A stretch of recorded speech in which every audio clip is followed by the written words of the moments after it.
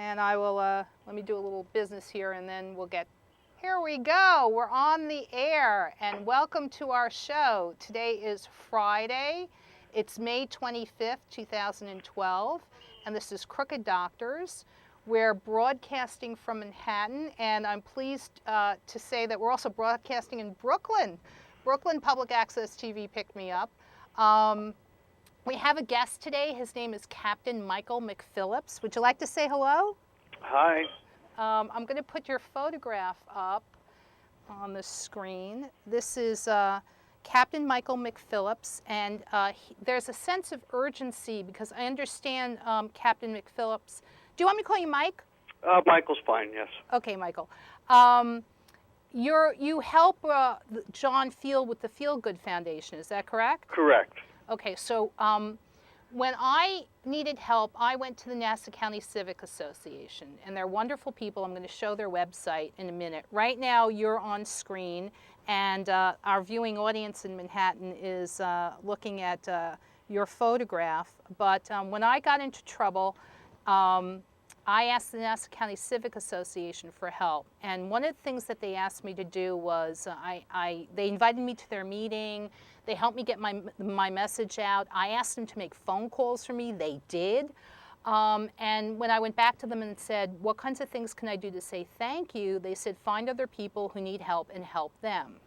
So I understand there's a sense of urgency because there's a decision that's going to be made in the 911 community. And we're going to talk about that in just a minute because what I'm going to do first is show the Nassau County Civic Association website, and I want to say thank you to them.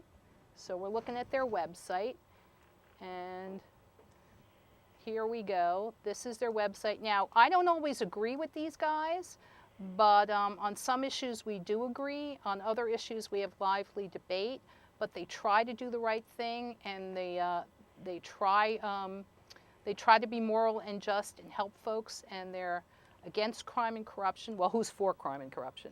So I'm showing their website right now, Michael, and I'm just saying thank you. And now I'm going to switch to the Feal Good Foundation, so we can. We're seeing John Feal's website right now, and we're going to get back to this in a minute. But I understand that there's a decision that's going to be made soon for the 911 community. Is that correct? Yes, it is, and it's about cancer, involving cancer in the Droga bill.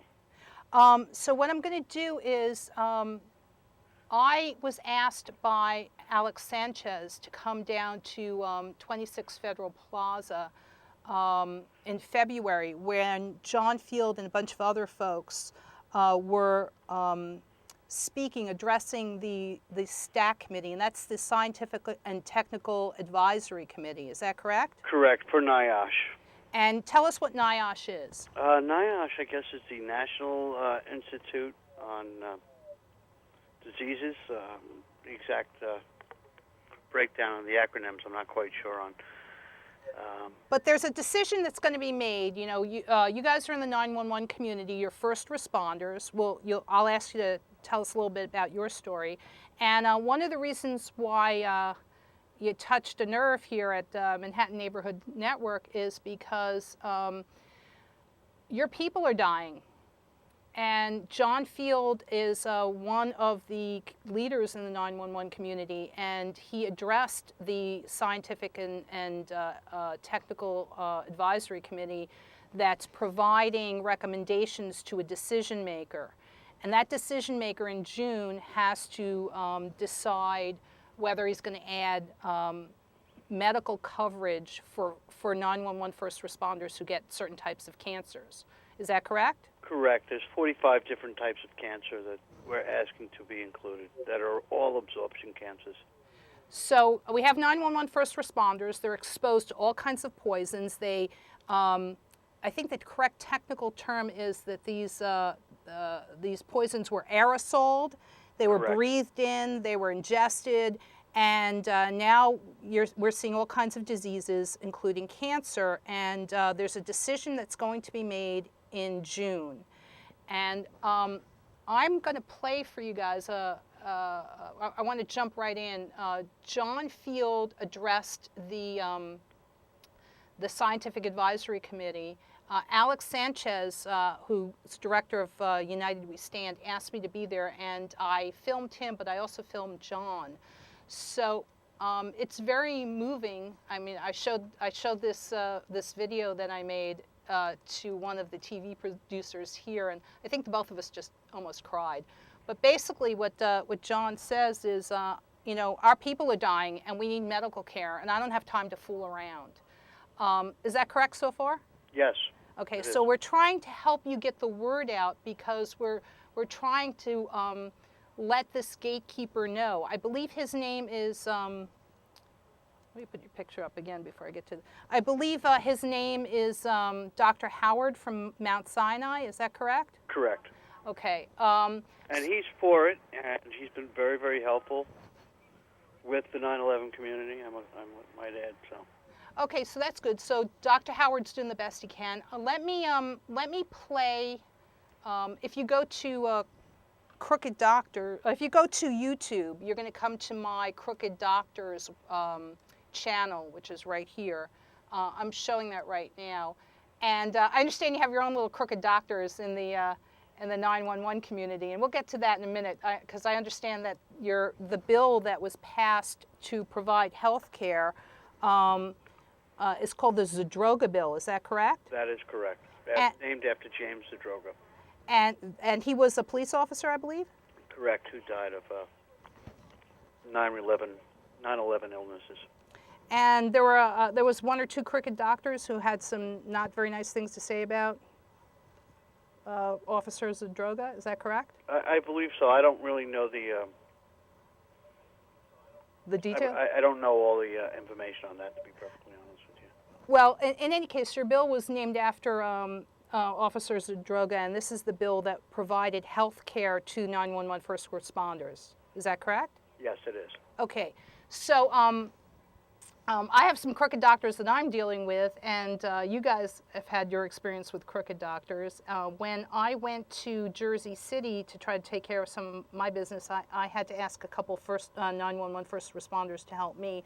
So I asked them, what can I do to say thank you? And they said, well, you know, give us airtime and help us get the word out. So that's what we're doing today. And we appreciate it. And what I'm going to do is, just to jump right in, I'm going to play John Field's address to the advisory committee, and then we can talk about it a little bit.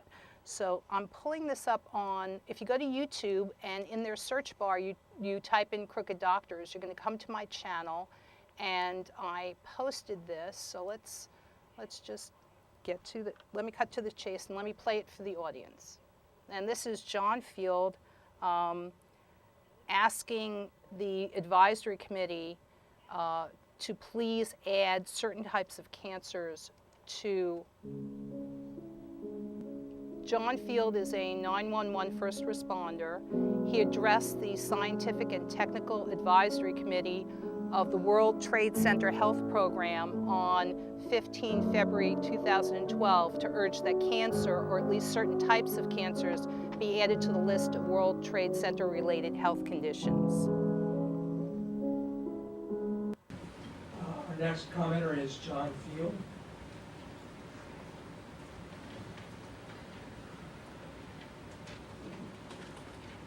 How's everybody doing today? Good. I don't think I need a microphone. Oh, we do, so that people on the phone can hear you. Which one? This one? No. This one? Sanchez. Hello, Sanchez. Hello? No. Wasting my 5 minutes. No. How's that? Good? That's great. All right. The time begins when you start speaking. I'll introduce myself when I'm done, so I can get my 5 minutes in. One, I want to thank NIOSH for doing this. I want to thank the STAC committee for hearing me today. I'm not here to ask you to add cancer to the bill. I'm here to ask you add certain cancers to the bill. I'm getting a little tired of hearing we need to add cancer to the bill. You cannot add every cancer to this bill. That's impossible. I get it. I worked on this bill for 8 years, more than most people in this room. But there are cancers, unequivocally, undoubtedly, that need to be added to this bill yesterday. I am never the smartest man in the room, and I'm not even the smartest man at this podium, probably. But it doesn't take a scientist or a doctor to know that 9/11 and its toxins have caused these blood cancers. For years, when we walked the halls of Congress, we were applauded for the way we approached Congress to get this bill passed. And when we were lobbying to get that bill passed, we were lobbying to get cancer added to that bill. But during the negotiations, that was taken. But I am going to use the same zest and the same energy to help get those certain cancers added to this bill. I will occupy ground zero. Don't worry about Occupy Wall Street. I will do whatever it takes, because at the end of the day, I care about human life. I don't care about what you're having for dinner. I don't want to go to your house for coffee. I care about human life. I care about adding cancer, certain cancers, to this bill. And as for epidemiology, let that not be your only role model. Epidemiology can only do so much. Like the cancers that we know that should be added, use epidemiology on that. 9/11 is unprecedented. It never happened before. So use something else other than epidemiology. And believe me, I can't even spell the word. That's how smart I am not. Okay? So I'm asking you guys, with power comes responsibility. You have a responsibility today, tomorrow, and from this day forward to do what is morally right. I just came from a press conference at City Hall and I almost threw up on myself, listening to people who do not know what they're talking about. But appreciate the magnitude of this, because I do. I lost half a foot 10 years ago, 11 weeks in the hospital.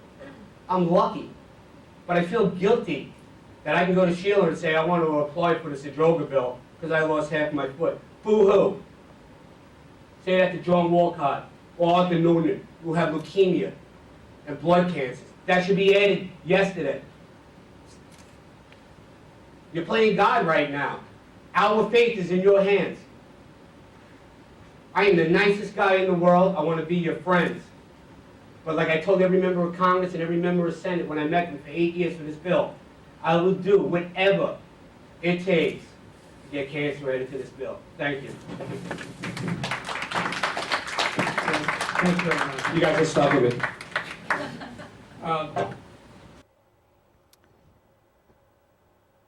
Okay, that was John Field. Are you still with me, Michael? Yes, I sure am.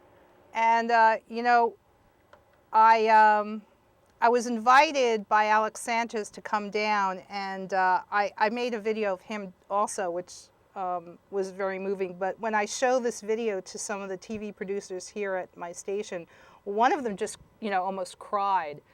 And I think the gist of this is, and you'll correct me if I'm wrong, but this is what I hear. My people are dying. I don't have time to fool around. My people are dying. Is that correct? That is correct, and I believe the number is up to 1,097 since 9/11 that have passed away. So Dr. Howard is set to make a decision in mid-June, and you would like to have cancer added to the bill, and they're saying, yeah, but you know, then everybody who gets cancer is going to come down and file a claim, and this whole thing's going to turn into a great, you know, be very costly. Is that correct? Absolutely, and it probably will be very costly.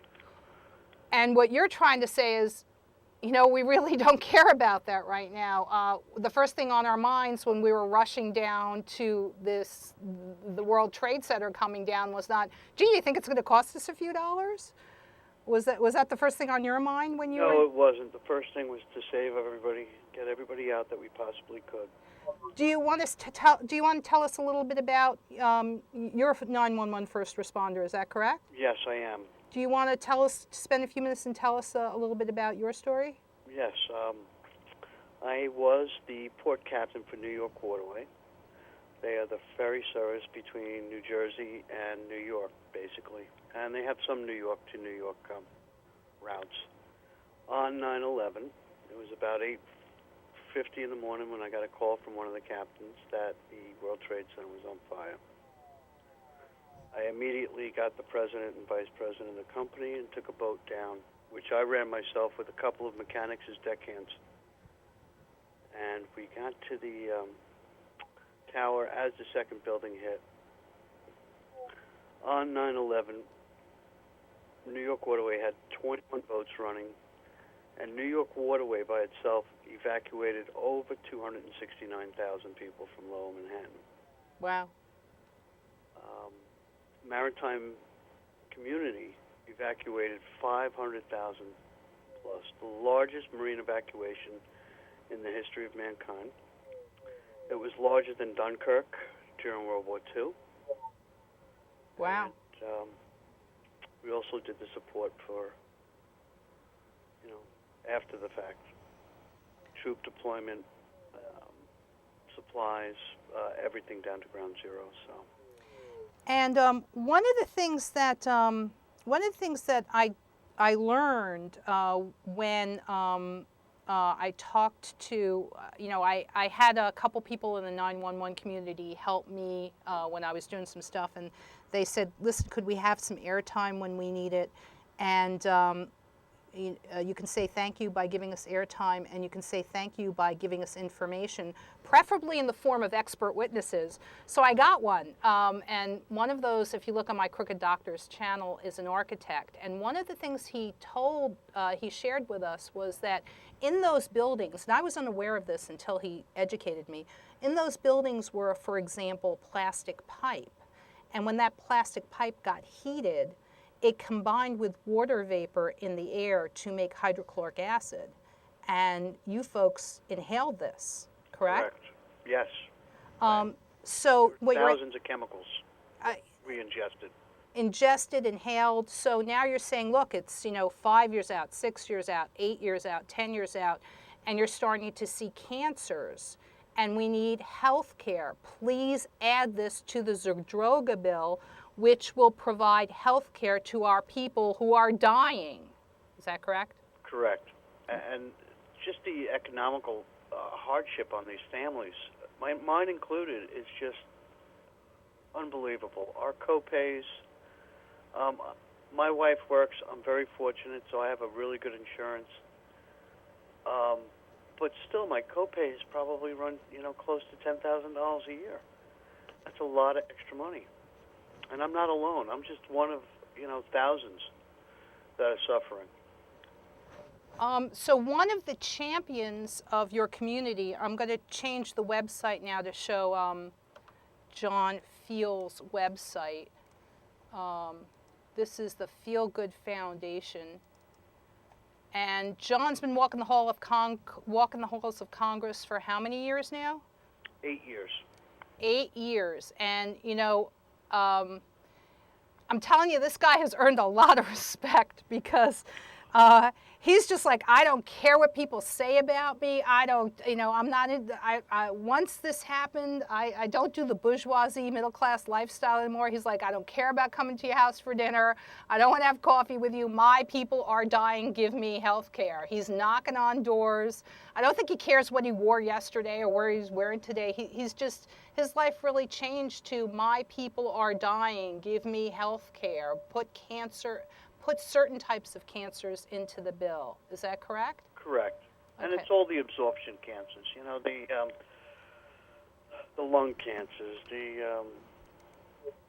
I can't even go into the whole list. There's so many. It's just a shame. We're begging that we're at this point. We give billions and billions of dollars away each year to foreign nations that don't even like us. And yet, we can't even help our own people that were there for us when we really needed them. And that brings me up to a little critical point that I'm going to make. But before I do that, I'm showing on screen John Feal's Foundation, and if you want to contact them, they've got their mailing address, which is in Nesconset, New York. There's a phone number here. Let me increase the magnification so people can see it. And you've got, John Feal has his email address. If the members of the viewing, what can the members of the viewing audience do to make sure that the 911 first responders get what they need? Could they donate a little money to John They Feal? could donate. They can call, the phone number that's up there, or even, go onto the website and donate it directly onto the website. There is a place for donations there. And that's really what we need to do, is generate some money. So we're going to have to go back to Washington and get more funding for this. Mm-hmm. When it went before Congress last year, we cut the bill in half only to get it passed, and we took out cancer. And at that point, we figured a little was better than nothing. Mm-hmm. And we figured we could always go back and fight. And we really are going to have to go back and fight, because I think it's $2.3 billion is for medical care, and if they include cancer, everybody knows the expense of one person having cancer. It can run into the hundreds and hundreds of thousands of dollars. So $2.3 billion will not last when there's, we're talking 30,000 people. I think and you will correct me if I'm wrong, but I think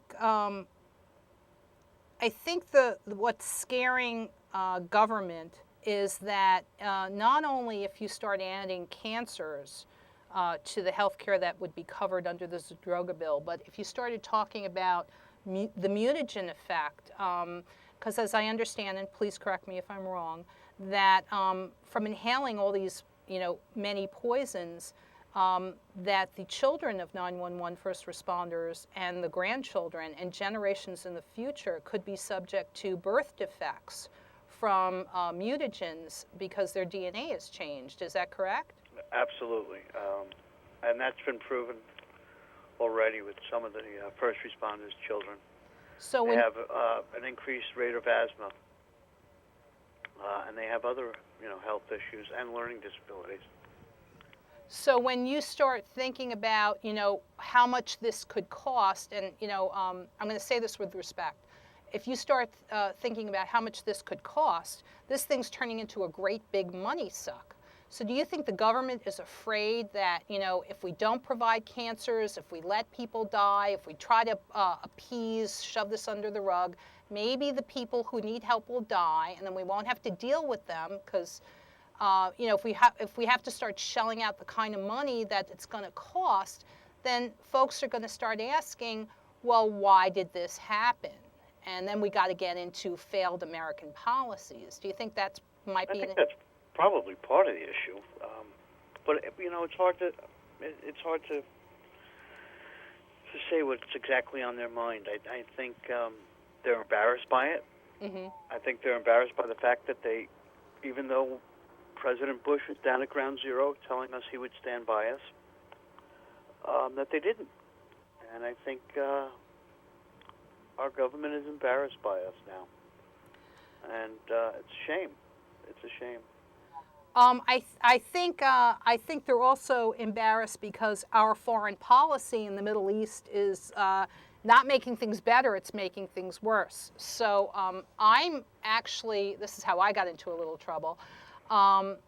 I actually, when I was going through my controversy, and I'm still going through this controversy with Yeshiva University, I contacted a professor from Harvard who had written a book, the Israeli lobby and U.S. foreign policy, and he asked the question, why are we supporting Israel? And this is not to bash Israel, but there is no good reason.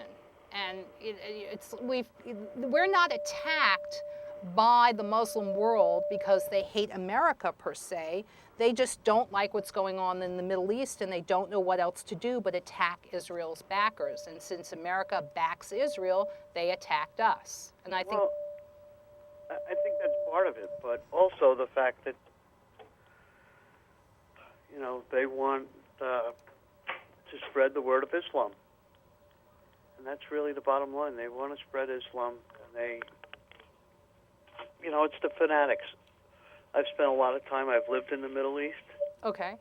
And the Muslim people are unbelievable. They're great people, they're fantastic, and it's just a small group of insane people that want want us destroyed.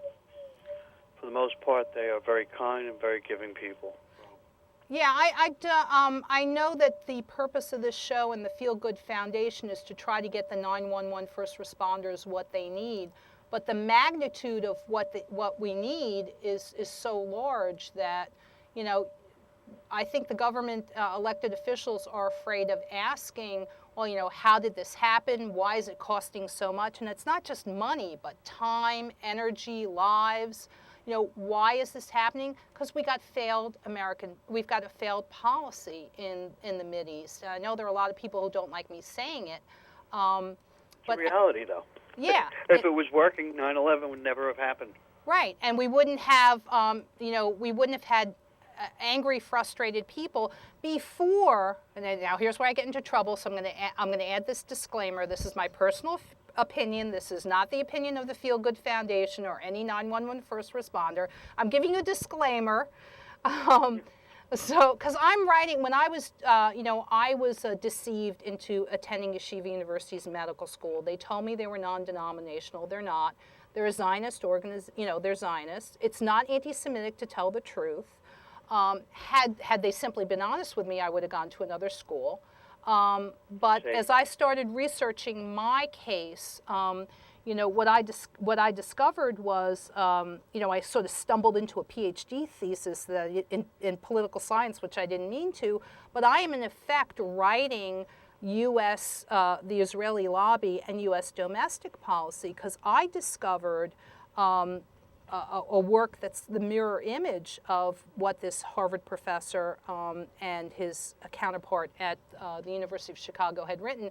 And I was calling them to discuss this, and that's when I got drop-kicked into Rikers to shut me up. Oh no, that's really why they did that. But that doesn't change the truth. It may be an ugly truth, but it is the truth nevertheless. And I ran a lot of my legal arguments past a lot of attorneys, and I didn't mean to stumble into this, but I did. And what I discovered was that our domestic policy, which also mirrors our foreign policy, is overtly discriminatory to like most of the population. And as I went through some of this, we're about halfway into the show, so it's okay that I say this. As I talk about this a little bit, I went down to Congressman Micah's office and I said, listen, let me see if I understand this correctly. We all pay taxes, and our tax dollars go to promote private religious education at places like Yeshiva University and its medical school, and Torah College and its medical school. And these Orthodox Jewish institutions, teach that I, for example, am not a human being because I'm not an Orthodox Jew. Now, that's not anti-Semitic, that's just the truth. It's an ugly truth, but it's the truth nevertheless. It's not anti-Semitic for me to say that. Now, they can be a private Orthodox Jewish school, and they can teach whatever they want. They just can't do it on the public money. So as I discovered the court cases that talked about this, like the Bob Jones University case, and as I asked people, our establishment clause in our Constitution does not say, we only support some religious groups, or we have one state-backed religion. Our Constitution says we either support all faith-based groups equitably and fairly, or none. So it's all or none. It's not, and that's not the situation we have in America today. So when I went down to Washington to talk to Senator Schumer, who's my senator, I tried to use a little humor, and I said, look, I'm writing a book about this. I didn't mean to, but I did, and they didn't like it. So, I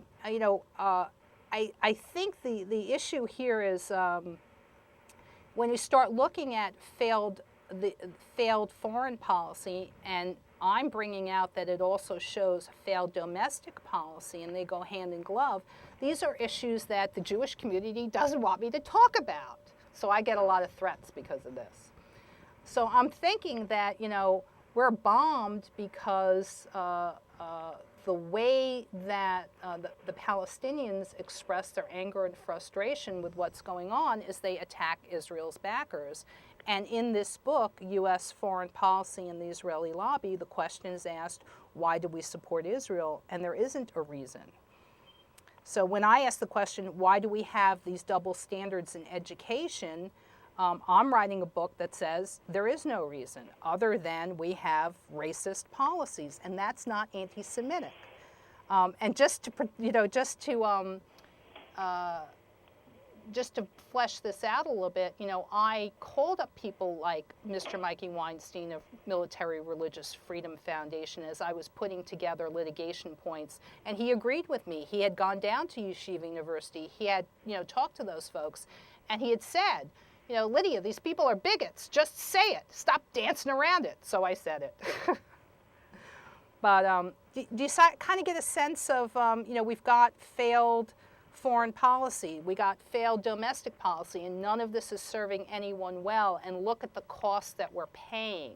And it's not just money, it's human lives, it's lost potential. None of this really, before there was the State of Israel, and it's not anti-Semitic not to be a Zionist. There were a lot of different groups that lived in the Middle East as well as they could.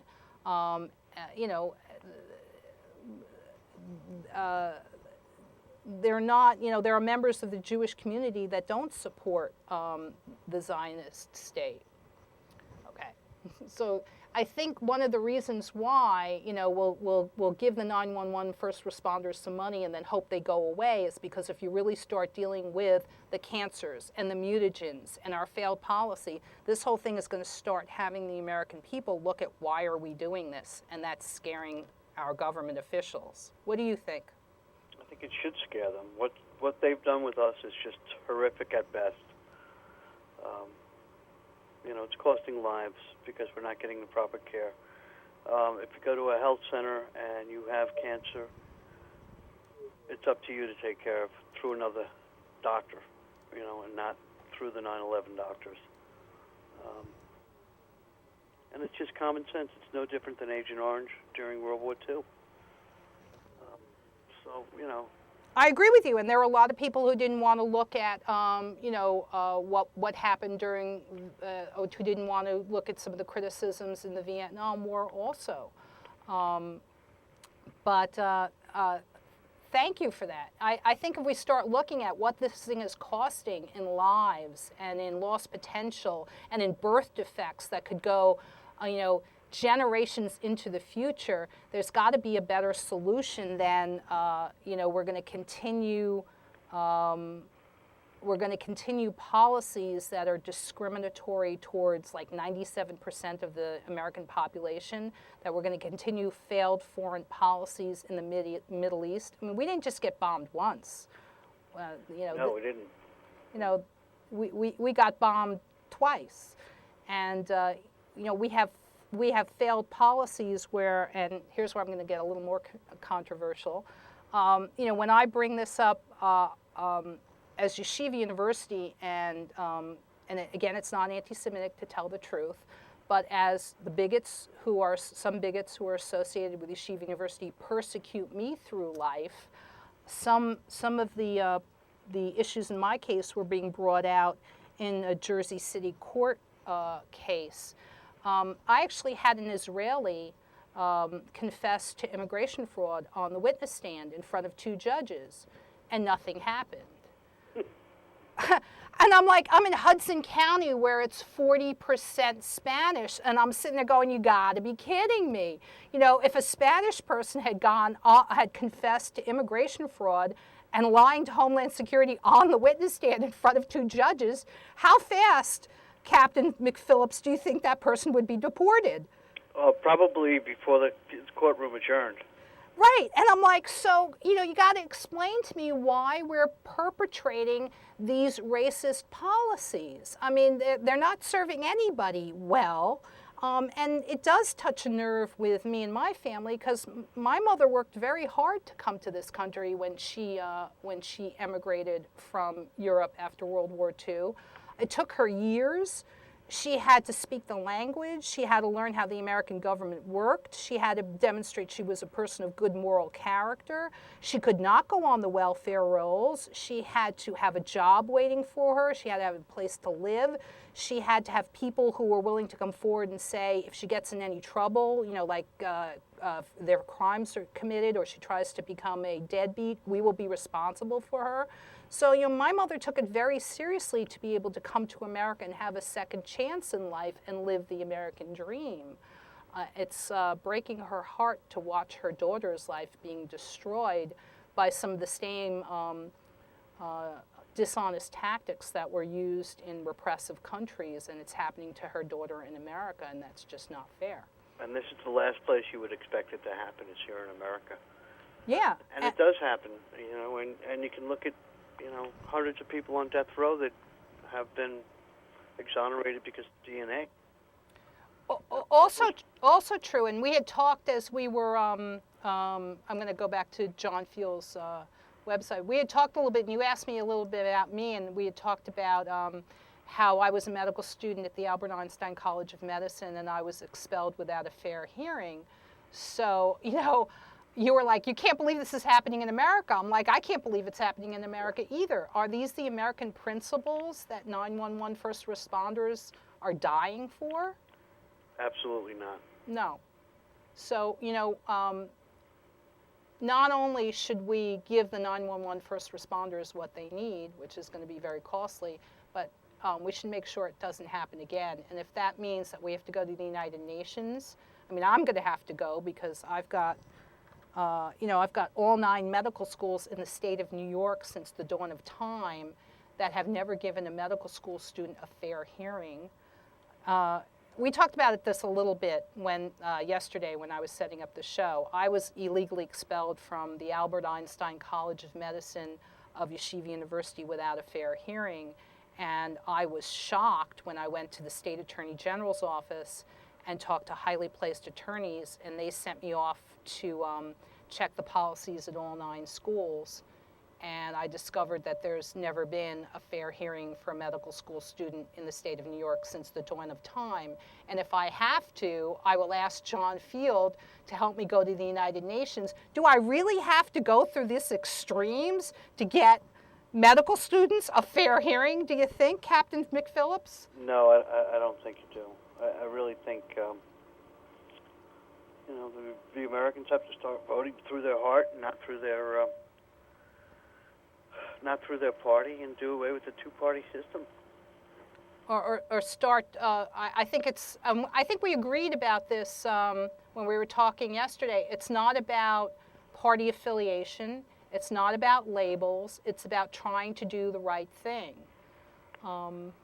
and doing the right thing today would be to encourage. What kinds of things can our viewing audience do to make sure that if you can't get all cancers, at least certain types of cancers, that Dr. Howard will approve this? Well, we believe Dr. Howard's on the same page with us, and what the people can do is really, if you can't contribute money, contribute time to one of the 9/11 communities. You can, speak out, tell people about it. The problem is our media does not cover us the way we believe they should be. And I'm glad that you brought that up because that's a really good issue. And one of the things that I did, one of the things that some of the TV producers and I discussed was that in the regular media, maybe you'll be lucky to get like a 30-second soundbite. But here at Public Access, I'm donating my whole show. After we get done, there's another TV producer who's donating her show. And you can't see this, but I'm holding this up.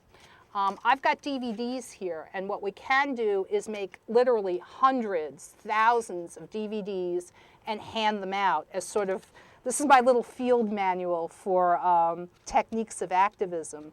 So if the regular media will not give you enough time or talk about your stories or get, they want to, in Jersey City and in Newark, there are media blackouts because they don't want to cover certain stories. Newark, for example, had the biggest tenant strike, the biggest rent strike in the city's history, and it was not covered by the regular media. I hear this from tenant advocates in Newark. They had one of the biggest rent strikes in recent history, and the regular media would not touch it. So I'm like, okay, we got public access, and we make hundreds of DVDs, and we hand them out as sort of the underground, or the not so underground media. So there are ways to get your story out. And there was a political candidate in this last election cycle who they didn't want him to win out in Hudson County. So I wrote him a little field manual, and I'm like, here's a little field manual, and this is one technique in my little field manual. Make your own DVDs and just hand out hundreds and flood the market. So what we're going to do is I'm going to go back to John Feal's website, and I really admire John Feal. I've never seen anybody else get up there and say, I don't care what it takes. I don't care what the cost is. I do this every day. I get up in the morning till when I go to sleep. I don't need your therapy. I don't need I don't need you to poo-poo. I don't need to talk about my feelings. I need health care for my people who are dying. Tell me what I have to do. I don't care how many doors at Congress I have to knock on their. He goes down and walks the halls of Congress. When I was walking the halls of Congress, people used to say, terrible things, nasty things behind my back. Some people are helpful. Some people say unkind things behind John Feal's back. He doesn't care. He's like, give me the next door to knock on. Who do I have to talk to? I mean, the guy he's phenomenal. He's a force of nature. What do you think? Absolutely, and he's proven it with hundreds of trips down to Washington. And when he says, I'm going to get this done, I had the great good fortune of being invited to his Christmas party. And, he starts his Christmas party like in June, and he just knocks on doors. He talks to people. He will not be stopped. He doesn't care what you say or what you do. It's my people are dying. Help me now. And I think he would get a lot of respect from people in the gay community because they have the same crisis, with the AIDS crisis. Absolutely, it's no different.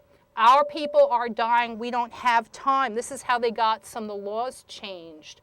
We don't have time for your 6-year study, your 10-year study, your 9-year study. Our people are dying now. Fast track that drug because we need it now. Mm-hmm. And they've been very successful in it. And, that's why it's not the number one cause of death now.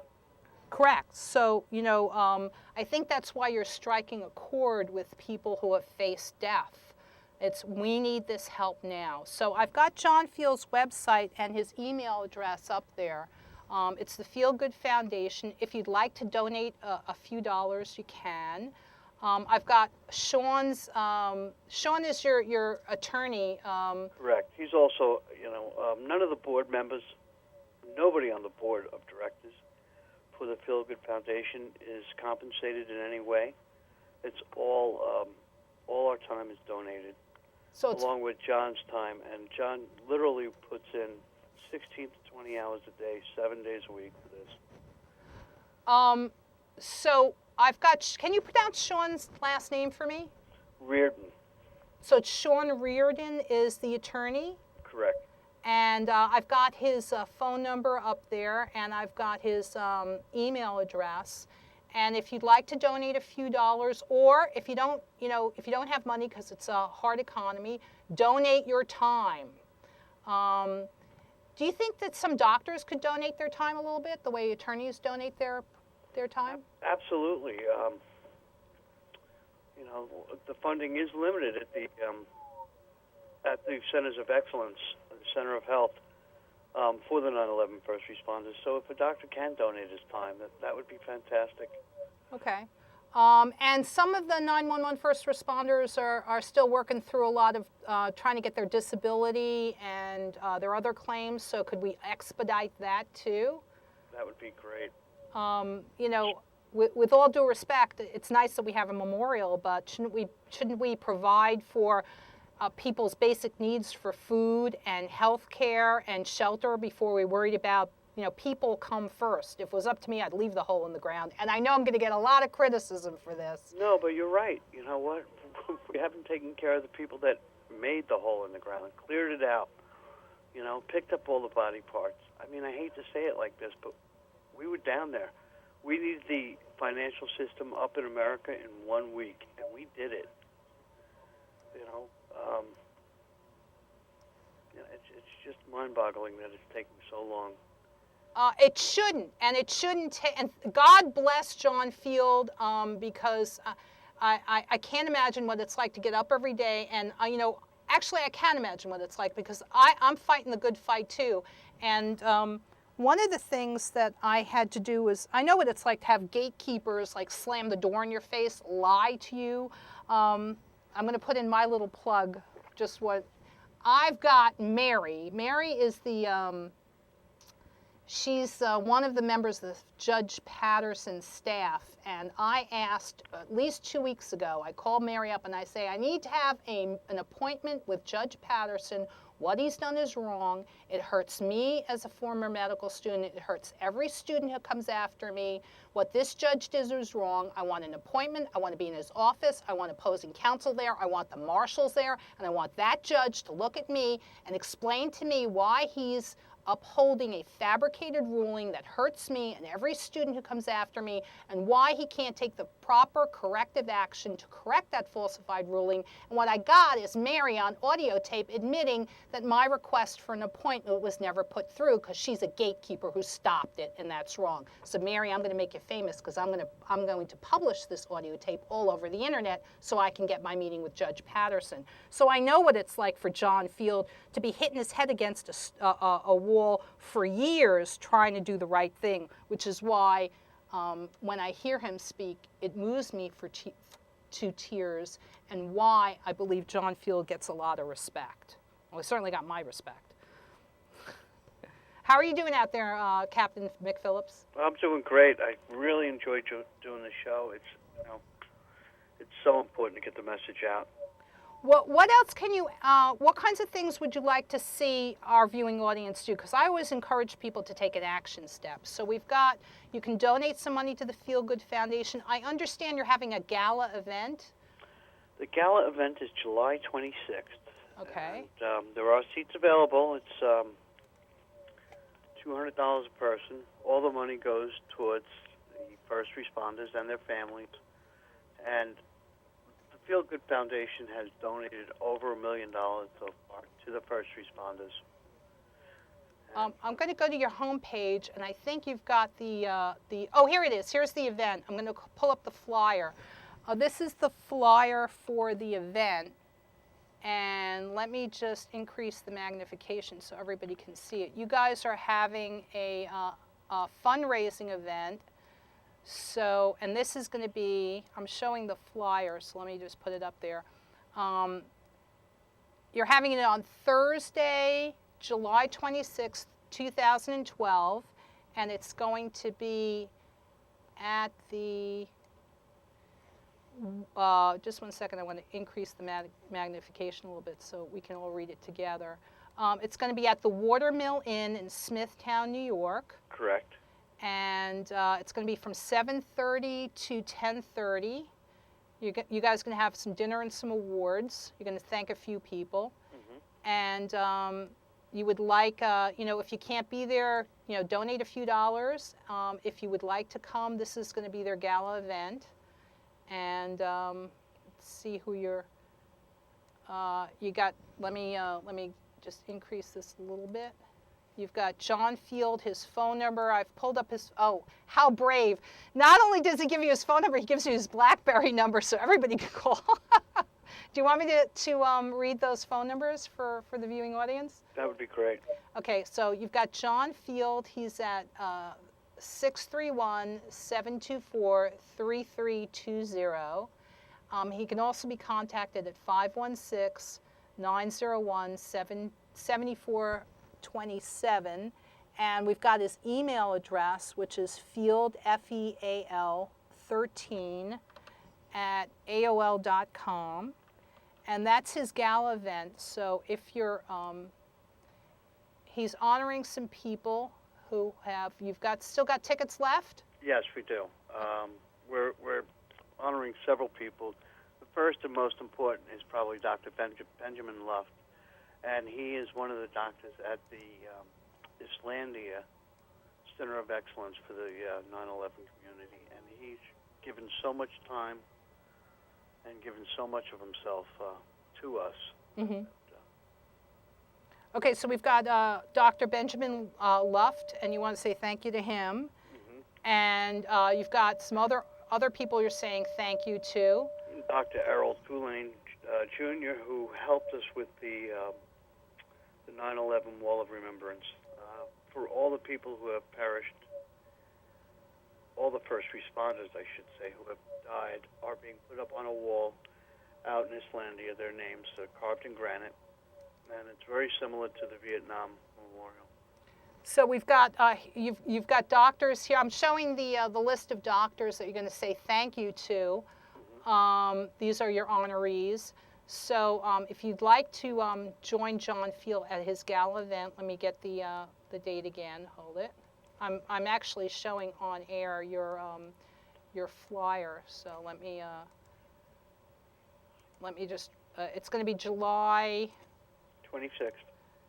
It's once again. It's Thursday, July 26, 2012. It's at the Watermill Inn in Smithtown, New York. And you've got a cocktail hour. It's from 6:30 to 7:30, and then you're going to do dinner from 7:30 to 10:30. And you're saying thank you. You're going to try to raise some money, and you're going to say thank you to doctors who have helped you. Correct. Doctors and attorneys. The lawyers have been. The lawyers, the doctors, all the people of good conscience who have helped the 911 community, and. Your tickets are a little pricey here, $200 They are. We're trying to raise a lot of money. And it's all going to a good cause. Like I said, none of the board gets any kind of compensation. All the money goes back into the community. No, that's good. And if you can afford to give some money, if you can afford to come to the event, please come. If you can, if you're not available that day, but you want to just give a few dollars, you can call John Feal. I threw away $4 on coffee yesterday, so I could certainly throw away $4 on donating to John Feal and his organization. In fact, I'm donating the whole show and some of the production costs. And if it's a hard economy and you can't afford any of that, donate your time. Is that good? That's absolutely fantastic. Okay, and that's how we can say thank you to the people who tried to help us on that day. And how are you doing? How are you feeling? Like, how's your health, by the way? Am I allowed to ask, or is that too? Well, you are. I suffer from, all the 9/11 illnesses, except for cancer. I have end-stage liver disease. I'm waiting for a transplant. And, we're doing it, but, I'm doing a lot better than a lot of the other people. At least I can get a new liver. Those with cancer are pretty much left out in the cold. So. I'm very sorry to hear that you're suffering from end-stage liver disease. Correct. And how you're waiting for a transplant? Yes. Is that likely to happen? Yeah. I'm positive. I've been on the list since 2006. I have grade 4, stage 3, so it's not to the point where I need an immediate transplant. And I've been very fortunate to stay where I am right now. Okay. And I'm just real grateful for it.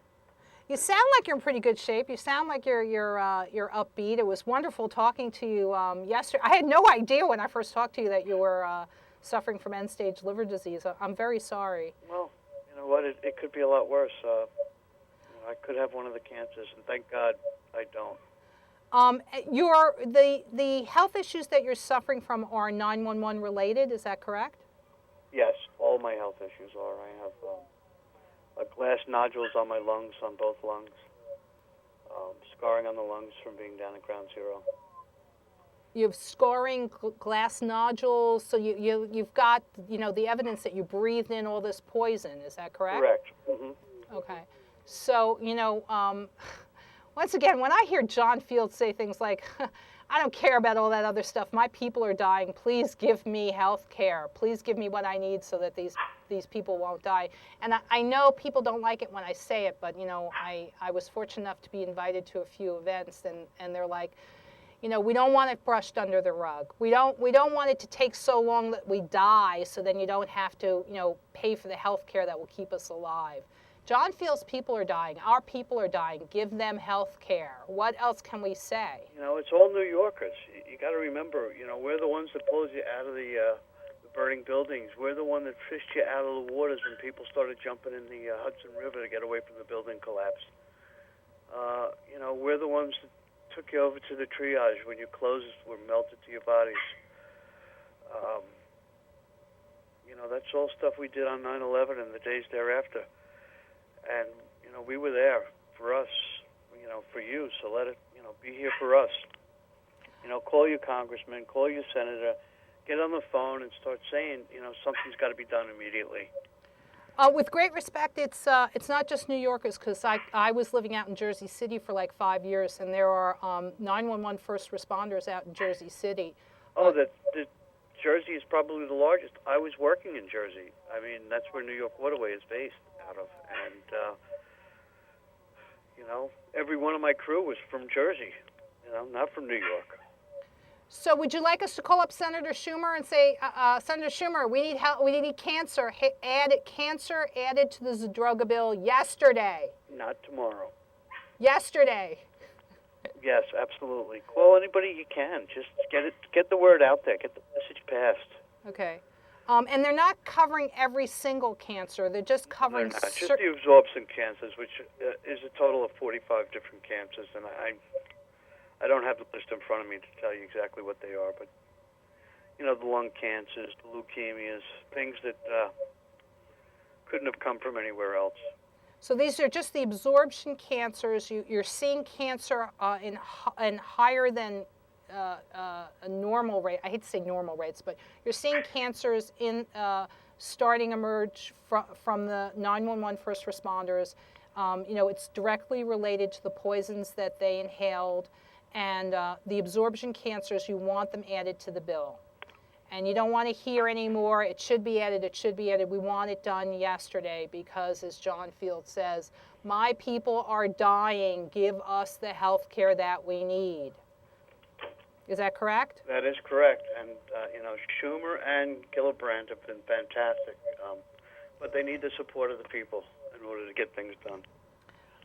Yeah, and unfortunately, if this thing turns out to be, we're probably going to go out in 30 seconds, so let me go out with John Field. If this thing turns out to be very costly, then yeah, we are going to have to start looking at failed foreign and domestic policies. I'm probably not going to make it home tonight because there's so many people who don't like my views on Zionism. I don't agree with it, but it doesn't mean that it's not anti-Semitic to tell the truth. And so we're going to go out with, if we have to start paying for this and looking about what this is costing us, I can see that there are a lot of people, and we're out. So, how are you? Oh, I'm doing great. That was fantastic. Do you think we got the message out, or do you think we were a little too controversial? No, I think we got the message out. I don't think we were too controversial, Okay. If they can't handle the truth, and some of this might be an ugly truth, but it's the truth. It's all an ugly truth. I mean, what's happening to you through the university is it's just horrific. What's happened to us is just horrible. How could you treat your people like this? It's just I don't understand it. I had no idea. I mean, I thought you guys were taken care of, and then I started learning that wasn't true. And are you kidding me with this? You know what? I haven't received a penny, not 1 cent. I didn't know about the New York lawsuit. Being in the maritime community, we didn't know about a lot of the things that were going on because we're not a police or a fireman. So none of us have received anything. And I have to tell you, I have friends coming down with non-Hodgkin's lymphoma. I've had 2 friends that I work with passed away from lung cancer already. Mm-hmm. It's horrible. Our people are dying. Give us the money so that we can get health care so our people won't be dead. I know what that sounds like. Our people are dying. Cover the absorption cancers already. So listen, we're already out.